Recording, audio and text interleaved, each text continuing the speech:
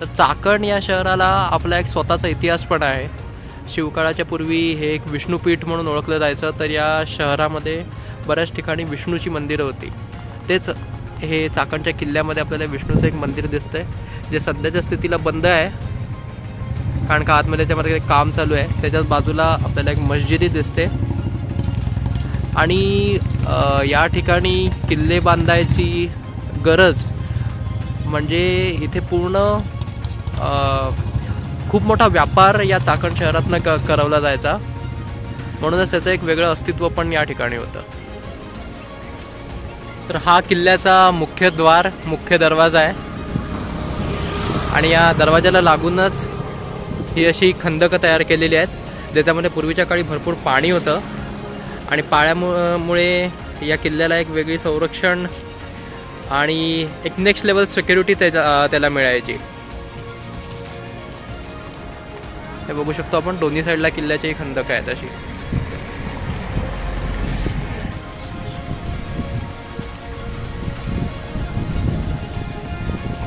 तर आता आपण चाकणच्या किल्ल्यावर एका बुरुजावर आलोय. बुरुजावर तुम्हाला आल्यावर हे जे किल्ल्याच्या पाठी जे खंदक असतं, ज्याच्यामध्ये आधी खूप पाणी सोडलं जायचं आणि त्याच्यामुळे किल्ल्याच्या ज्या भिंती होत्या त्या भिंतींवर डायरेक्ट इम्पॅक्ट न पडण्यासाठी ही काळजी घेतली जायची. मी तुम्हाला मागाशी जसं सांगितलं तसंच एक two level authentication, second level authentication इथे केलं जायचं, जेणेकरून डायरेक्ट किल्ल्यावर अटॅक नाही होणार. आणि तसंच या बुरुजावर आपल्याला ठिकठिकाणी रांग्या मिळतात, बघायला मिळतात. त्याच्यामध्ये एक ठिकाणी हा एक माणूस या 3 खोल्या फक्त सांभाळणार, ज्याच्यामधनं इकडनं जर कोणाला प्रहार करायचा असेल, खाली जर इकडनं कोणाला प्रहार करायचा असेल तर तो फक्त या 3 खोल्या सांभाळणार. आणि तसंच दुसरा माणूस त्या बाजूला या 3 खोल्या सांभाळणार. म्हणजे इनकेस जेव्हा युद्ध होतं किंवा इनकेस जेव्हा समोरनं आपल्यावर इम्पॅक्ट होतो, जेव्हा गडाचा जो मेन दरवाजा आहे त्याच्यावर इम्पॅक्ट होतो, आपल्याला सारख्या जागा नाही बदलायला लागणार. एक माणूस त्याचं काम करणार, इकडे बसलेला माणूस त्याचं काम करणार, आणि जो इकडे तोफ चालवतो त्याच्यासाठी या खोल्या इथे तयार केलेल्या आहेत. तो इकडनं डायरेक्ट आपलं तोफानी जे पण आपलं स्किल्स दाखवायचे किंवा तोफानी जे आपण समोरच्यावर मारा करायचा आहे तो इथून करणार. तुम्ही इकडनं बघू शकता, ही तोफेचा जर हा अँगल इकडनं पकडला या बुरुजावरनं, किती लांबपर्यंत ती तोफेचा मारा जाऊ शकतो, कारण का समोर पूर्ण ओपन आहे, खंदकाच्या पलीकडे काहीच नाही आहे. फक्त तो खंदकात तोफा नाही पडला पाहिजे, तर खंदकाच्या पलीकडे जाऊन समोरच्या एनिमीवर तो मारा झाला पाहिजे, ह्याच्यासाठी हा उंचावरचा अँगल घेतला जाऊ शकतो. आणि दुसरं तसंच इकडे खाली हे इकडे समोर मूळ प्रवेशद्वार आहे, त्या प्रवेशद्वारावर जर वार करायचा झाला वरनं, जर आपल्याला इनकेस जर कोण समोर प्रवेशद्वारापर्यंत कुठला जर माणूस आला तर त्याच्यावर वार करण्यासाठी ही इथे अजून एक खोली तयार केलेली आहे. तर ही आपल्याला बुरुजावर एक खोली मिळते. हे बहुतेकचं ह्याचं जे सगळं नंतरचं काम असू शकतं, पण हे शिवकालातलं काम वाटत नाहीये, त्याच्या नंतरचं हे काम आहे. पण परत बुरुजावर पडझड सगळी झालेलीच आहे, त्याच्यामुळे बुरुज आता जास्त पावसाळे बघेल असं वाटत नाही एकंदर.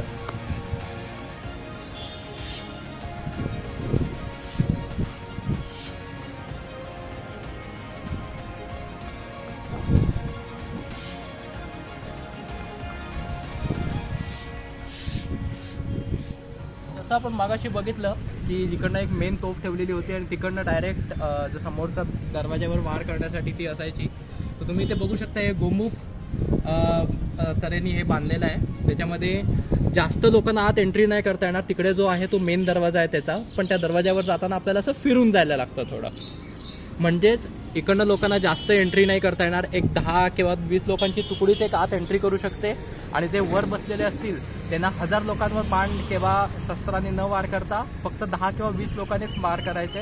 ह्याच्यासाठी ही रचना इकडे बनवली जाते मेन दरवाजाकडे जायला.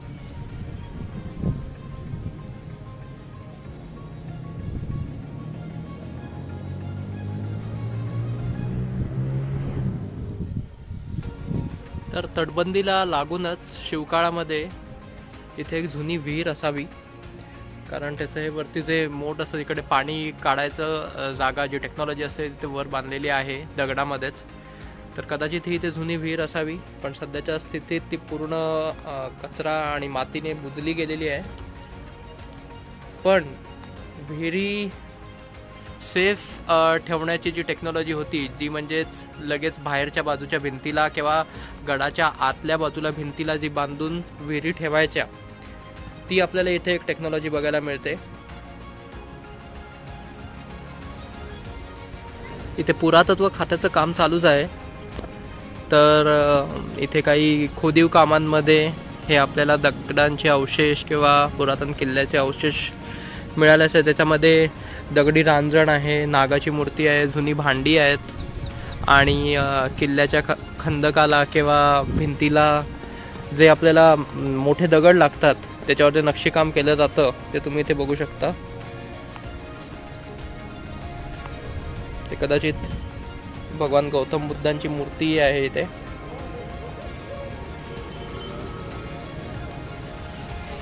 ही तुम्ही बघू शकता किल्ल्याची सध्या एवढीच तटबंदी शाबूत आहे.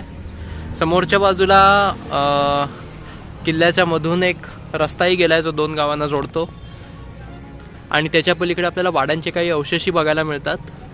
पण सध्याची एकंदर परिस्थिती किल्ल्याची पाहता हा किल्ला पुढच्या पिढीला बहुतेक बघता येऊ शकत नाही, कारण का एवढी पडझड झाली आहे. कोणाचंच लक्ष नाही, शासनाचंही ह्याच्यावर लक्ष द्यायला पाहिजे तसं लक्षही नाही आहे.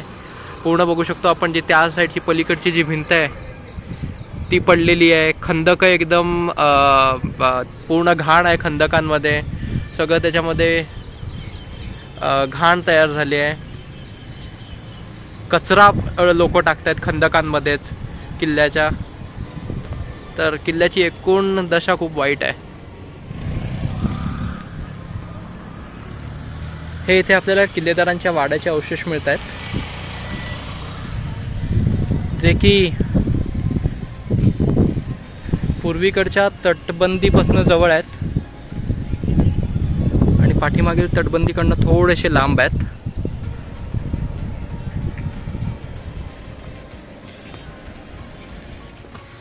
आपण आता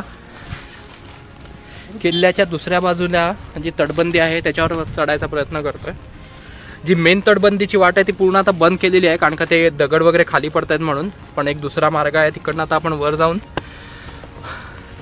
ती तटबंदी वरनं बघणार आहे. इथे आपल्याला एक गुहा पण बघायला मिळते, ज्याच्या आतमध्ये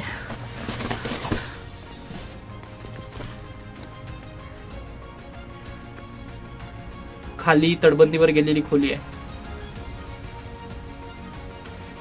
हे आता आपण पोचलोय दुसऱ्या बाजूच्या बुरुजावर. हे आपण मगाशी तिकडे होतो पलीकडच्या बाजूला, हे जे आपल्याला बुरुज दिसत होतो तिथे. आणि आता हे आपण पलीकडच्या बाजूच्या बुरुजावर आहे. इथे पण तसेच आपल्याला जांग्या दिसत आहेत, ज्याच्यामधनं हे वेगवेगळे अँगल्स घेतलेले आहेत.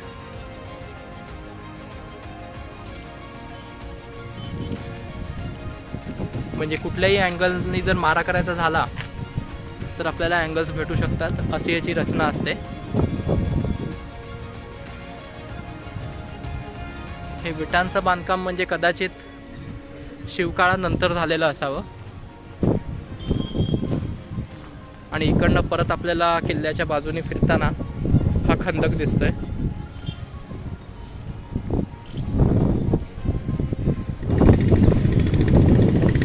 आता आपण ही किल्ल्यावर जास्त काही वास्तू शिल्लक नाही राहिल्यात, फक्त ही तटबंदी, बुर्ज, मी जे तुम्हाला मागाशी विहीर दाखवली ती इथे खाली आहे ती. आणि आता ही आपण एक छोटीशी शेवटची वास्तू बघायला जातोय, ती आत जाऊन आपण बघूया.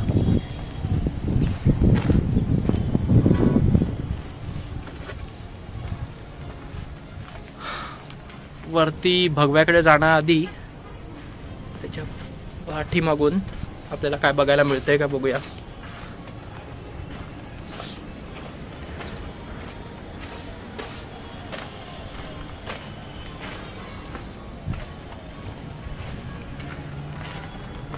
पुढच्या तटबंदीकडे जाण्यासाठी एक वळसा मारून आपल्याला एक वाट बघायला मिळते, ती अशी इकडून पास होते.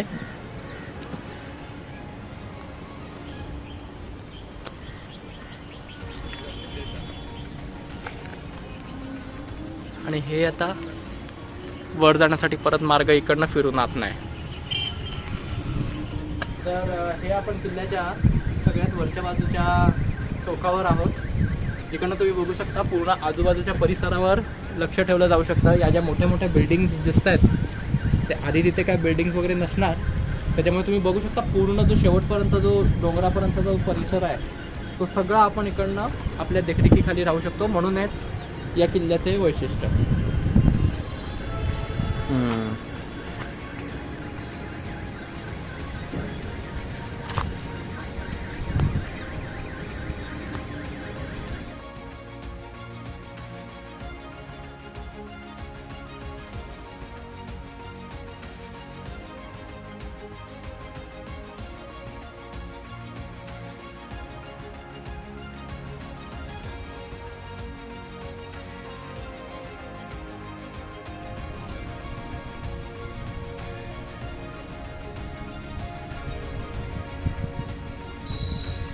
चाकणच्या किल्ल्याची जी माहिती जी आपण लहानपणापासून पुस्तकांमध्ये जी वाचलेली आहे ती मी तुम्हाला परत एकदा सांगून म्हणजे आठवण करून द्यायचा प्रयत्न करतो.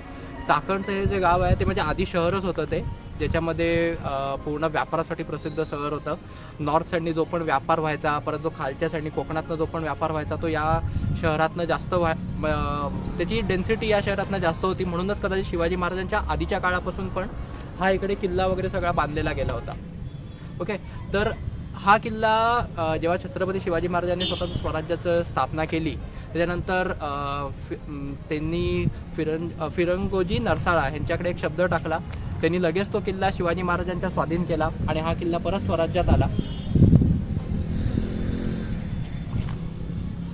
त्याच्यानंतर शिवाजी महाराज जेव्हा पन्हाळ्याच्या वेढ्यात अडकले होते, जेव्हा त्या साईडनी सिद्दी जोहरनी त्यांच्यावर आक्रमण केलं होतं, जेव्हा पन्हाळ्याला वेढा घातला होता, तेव्हा जे वेढ्यात अडकले होते त्याच्यानंतर लगेचच शाहिस्ते खानाने त्याच वेळी इथे जेव्हा तो दख्खनेत आला होता तेव्हा त्यांनी पहिलं गोष्ट म्हणजे त्याला एक जॉब सॅटिस्फॅक्शन, ऑफकोर्स त्याचा मामा होता, तो औरंगजेबाचा मामा होता, त्याला तिकडे थोडं जॉब सॅटिस्फॅक्शन दाखवण्यासाठी, औरंगजेबांना खुश ठेवण्यासाठी त्याला थोडं काही ना काहीतरी इकडे काम दाखवणं गरजेचं होतं. म्हणून त्यांनी हा किल्ला पहिला घेण्याचं निवडलं, जेणेकरून हा किल्ला पण थोडा ग्राउंडेड होता. हा इकडे कुठलाही डोंगर नाही, एक जस्ट सपाट जमिनीवर बांधलेला किल्ला आहे. त्याला वाटला हा किल्ला आपल्याला 2-3 दिवसात मिळेल, पण ते या किल्ल्याचे किल्लेदार होते, त्यांची नियुक्ती खुद्द शिवाजी महाराजांनी केली होती, फिरंगोजी नरसाळा. त्यांनी हा किल्ला कमीत कमी 55 दिवस लढवला होता. 55 दिवस लढवून जेव्हा शाहिस्ते खानाला वाटलं की हा किल्ला आपल्याकडनं येत नाही आहे, मराठी हातले एकदम चिकट वृत्तीने त्यांचा प्रहार करत होते, या पूर्ण परिसरामध्ये औरंगजेबाचं 20,000चं सैन्य तळ ठोकून बसलं होतं हा किल्ला घेण्यासाठी. त्याच्यानंतर जेव्हा शाहिस्ते खानाने सगळे प्रयत्न केले, हा किल्ला त्याच्याकडे आला नाही. शेवटी जो एक त्यांनी बुरुज असा निवडला ज्याच्यावर त्याला सुरुंग लावण्यात आला. मग तो सुरुंग त्यांनी तिथे लावला. सुरुंग लावल्यावर ह्याची पूर्वकल्पना मराठ्यांना नाही आली. जेव्हा त्याने सुरुंग लावला, अचानक त्या स्फोटात 150 ते 200 मराठे मरण पावले. आणि त्याच्यानंतर दुसऱ्या दिवशी जेव्हा किल्लेदारांना हे कळलं की आता हा किल्ला लढवून जास्त उपयोग नाही आहे, कारण का जे आत राहिले त्यांचा पण जीव वाचायला पाहिजे, तेव्हा त्यांनी हा किल्ला काही अटी आणि काही शर्तींनी मुघलांच्या स्वाधीन केला. मग स्वाधीन झाल्यानंतर जेव्हा छत्रपती शिवाजी महाराज पन्हाळ्यावरनं विशाळगडावर आले, विशाळगडावरनं जेव्हा राजधानी राजगड होती तिकडे आले, तेव्हा त्यांनी किल्लेदारांना बोलवून घेतलं. किल्लेदार तेव्हा खरंच खूप घाबरले होते की आपल्या हातून हा किल्ला गेलाय, शिवाजी महाराज आपल्याला काय बोलतील. पण शिवाजी महाराजांनी एक पॉझिटिव्हनेस दाखवून त्या किल्लेदारांचा सन्मान केला. त्यांना हे सांगितलं की तुम्ही 56 दिवस हा किल्ला तुम्ही लढवत ठेवलात, त्याच्यामुळे त्यांच्या शौर्याचा तिथे सन्मान केला आणि त्यांना दुसऱ्या गडाची लगेच किल्लेदारी दिली.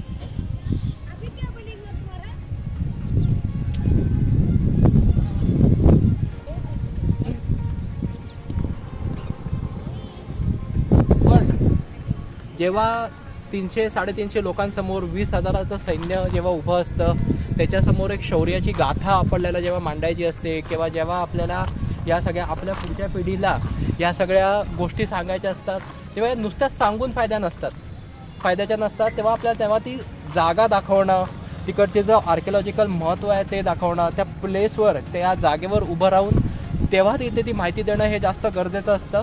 आणि ही माहिती देण्यासाठी ती जागा टिकली पाहिजे. मी मगाचपासून तेच सांगतो, तुम्ही हे जर जागा बघत असाल काहीच जागेमध्ये उरलं नाही, हा कदाचित पुढच्या पिढीला बघायला मिळेल की नाही हा किल्ला इथपासून शंका आहे.